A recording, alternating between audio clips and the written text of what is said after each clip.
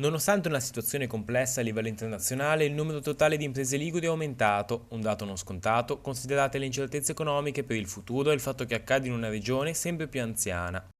Nel dettaglio, i dati Movimprese relativi al secondo trimestre 2025 ed elaborati dal Centro Studi di Confartigianato Liguria evidenziano un saldo complessivo di 217 imprese in più e una crescita netta dello 0,51% rispetto al trimestre precedente, su un totale di 42.856 imprese artigiane attive in Liguria. Come crescita si tratta della prima regione tra quelle a statuto ordinario del nord-ovest. Merito di una serie di azioni messe in campo da nostre associazioni insieme a Regione Liguria, come ad esempio la Cassa Artigiana che ripartirà nel prossimo autunno, ma anche voucher occupazionali o anche addirittura corsi di formazione. Tutte le quattro province della regione registrano un saldo positivo tra iscrizioni e cessazioni. Savona si posiziona al primo posto con un saldo positivo di 68 imprese su 8.322 imprese attive, una crescita pari a 0,82% in più. Imperia segue con 49 imprese su 7.226, corrispondente a una crescita del più 0,67%. La Spezia registra un saldo di più 22 su 5.094 attive, per una crescita pari al più 0,43%.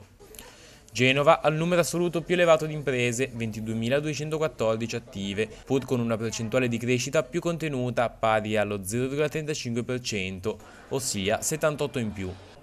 I settori che vanno meglio sono quelli delle costruzioni, probabilmente sulla scia dei benefici dei bonus edilizi del periodo Covid, e il manifatturiero, meno bene tutti quelli legati ai consumi. Le costruzioni, malgrado la cessazione del 110%, continua a crescere e devo dire che in alcune province anche sta crescendo il manifatturiero, quindi questo è sicuramente un elemento positivo. Rimane l'incertezza per il futuro prossimo anche a causa dei dazi statunitensi. Gli Stati Uniti sono il terzo paese per esportazioni dalla Liguria. Rispetto a 40 anni fa, gli USA non sono più un monopolista per quello che riguarda i commerci, perché era sicuramente superiore al 50%, adesso abbiamo l'Asia, quindi Cina, India, che superano il 50% uno degli affari, ma sicuramente le nostre imprese dovranno o cercare altri mercati o capire se la forza del brand loro e o del Made in Italy consenta di assorbire questo aumento anche a livello del mercato americano.